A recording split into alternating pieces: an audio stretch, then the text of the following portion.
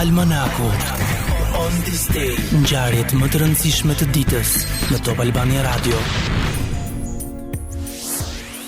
Në vitin 34, Jezu Krishti kryqëzohet sipas Isaac Newtonit. Më 1733 Newtoni bëri për llogaritjen e kësaj date, duke filluar nga pagëzimi i Krishtit në vitin 29, që ndodhi gjatë vitit të 15. 1154, Damasku i kontrolluar nga krishterët e krishterë pushtohet nga Sultan Nureddin Aleppo. Pastaj ai u nis për të pushtuar Egjiptin me synimin për Bashkimin e Shteteve Myslimane.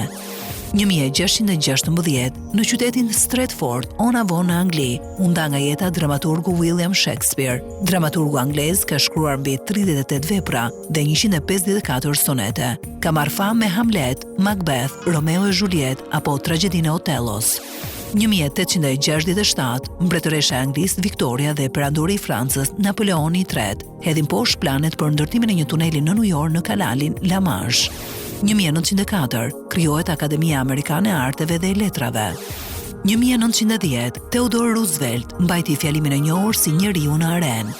1920, nacionalistët turq zhvillojnë mbledhjen e tyre të parë parlamentare. Ata denoncojnë qeverinë e Sultan Ahmetit të gjashtë, miratojnë një kushtetutë të përkohshme dhe zgjedhin Kemal Ataturkun si president të Turqisë. 1932, u doq dhe Adrian Windmill, 153 vite i vjetër në Harlem, Holand.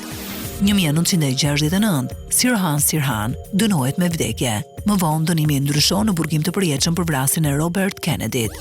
1977, mjeshtri i shahut, Vlastimir Hord i Çekoslovakisë, luan 201 lojra në të njëjtën kohë dhe u mbet vetëm 10 prej tyre. 1985, Coca-Cola ndryshon formulën dhe paraqet në treg produktin e ri New Coke. Pritja ishte e papritur, negative dhe brenda 3 muajve u rikthye formula e vjetër. 1982, themelohet Republika de la Conch, që shkëput një rajon të Floridës nga Shtetet e Bashkuara. 1992, në Kin hapet restoranti i parë i McDonald's i ushqimeve të shpejta. Koncepti i restorantit me ushqime të tilla të shpejta e të lira u paraqit në San Bernardino, në Kaliforni.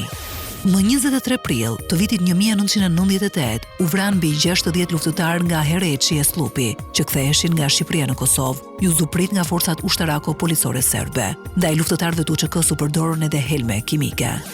Një vit më pas, në 1999, shtabi i përgjithshëm i ushtrisë çlirimtare të Kosovës u bëri thirrje pjesëtarëve të ushtrisë serbe të dorëzohen te njësitë e UÇK-s, duke u zotuar se ata nuk do të keq trajtohen.